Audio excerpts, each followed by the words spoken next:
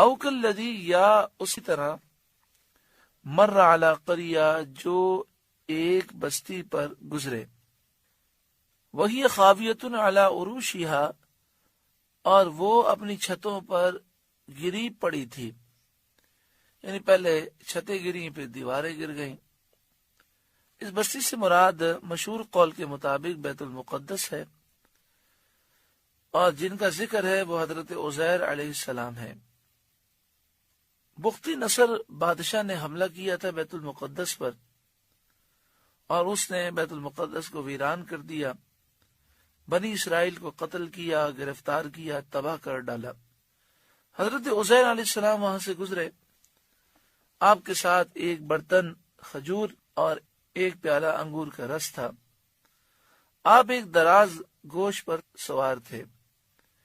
دراز گوش اسے کہتے ہیں جس کے کان لمبے ہوں، ہمارے عرف میں اسے گدھا کہتے ہیں، عربی میں اسے حمار کہتے ہیں۔ تو آپ دراز گوش پر سوار تھے، تمام بستی میں پھرے، کسی شخص کو وہاں نہ پایا، بستی کی عمارتوں کو منہدم دیکھا۔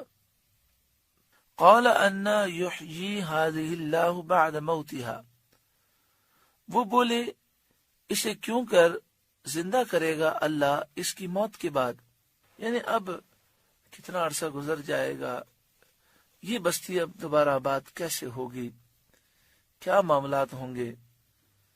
اللہ کی قدرت پر کوئی اعتراض اللہ کے نیک بندے نہیں کرتے۔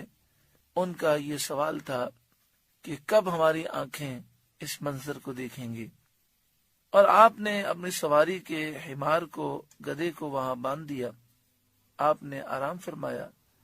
اسی حالت میں آپ کی روح قبض کر لی گئی اور گدھا بھی مر گیا۔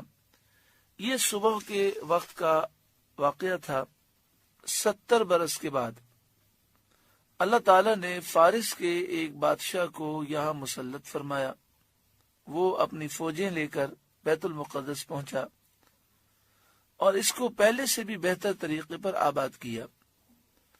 بنی اسرائیل میں سے جو لوگ باقی رہے تھے وہ انہیں یہاں لایا، اور وہ لوگ بیت المقدس اور اس کے ارد گرد آباد ہوئے، ان کی تعداد بڑھتی رہی۔ اس زمانے میں اللہ تعالیٰ نے حضرت عزیر علیہ السلام کو دنیا کی آنکھوں سے پوشیدہ رکھا اور کوئی آپ کو نہ دیکھ سکا۔ جب آپ کی وفات کو 100 برس گزر گئے تو اللہ تعالیٰ نے آپ کو زندہ کیا۔ یہ واقعہ شام کے وقت غروب آفتاب کے قریب ہوا۔ اللہ تعالیٰ نے فرمایا آپ یہاں کتنے دن ٹھہرے؟ آپ نے عرض کیا 1 دن یا کچھ کم، کیونکہ صبح کے وقت آپ سوئے تھے اور اب شام ہو چکی تھی۔ اللہ نے فرمایا کہ آپ 100 برس ٹھہرے رہے، اپنے کھانے اور پانی کو آپ دیکھیں، یعنی کھجور کو دیکھیں اور انگور کے رس کو دیکھیں، وہ ویسا ہی ہے، اس میں بو تک نہ آئی۔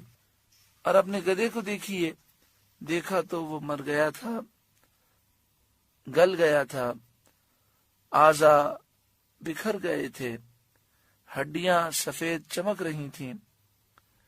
آپ کی نگاہ کے سامنے اس کے اعضا جمع ہوئے، اعضا اپنے اپنے مواقع پر آئے، ہڈیوں پر گوشت چڑھ گیا، گوشت پر کھال آئی، بال نکلے، پھر اس میں روح پھونکی، وہ اٹھ کھڑا ہوا اور آواز کرنے لگا۔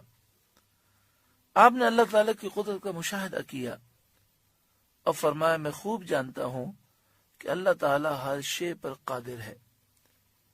پھر آپ اپنی اس سواری پر سوار ہو کر اپنے محلے میں تشریف لائے۔ سر اقدس اور داڑھی مبارک کے بال سفید تھے، عمر وہی 40 سال کی تھی۔ کوئی آپ کو نہ پہچانتا تھا۔ اندازے سے اپنے مکان پر پہنچے، ایک ضعیف بڑھیا ملی جو پاؤں سے اپاہج تھی، چل پھر نہیں سکتی تھی، وہ نابینا ہو گئی تھی، وہ آپ کے گھر کی کنیز تھی۔ اس نے آپ کو دیکھا تھا، آپ نے اس سے پوچھا یہ عزیر کا مکان ہے؟ اس نے کہا ہاں، اور عزیر کہاں؟ انہیں تو گم ہوئے 100 برس گزر گئے، یہ کہہ کر خوب روئی۔ آپ نے فرمایا میں عزیر ہوں۔ اس نے کہا سبحان اللہ، یہ کیسے ہو سکتا ہے؟ آپ نے فرمایا اللہ تعالیٰ نے مجھے 100 برس کے بعد دوبارہ اٹھایا ہے۔ اس نے کہا حضرت عزیر مستجاب الدعوات تھے، جو دعا کرتے قبول ہوتی ہے، آپ دعا کیجئے کہ میں بینا ہو جاؤں تاکہ میں اپنی آنکھوں سے آپ کو دیکھوں۔ آپ نے دعا فرمائی، وہ بینا ہو گئی۔ آپ نے اس کا ہاتھ پکڑ کے فرمایا اٹھ اللہ کے حکم سے۔ یہ فرماتے ہی اس کے پاؤں درست ہو گئے۔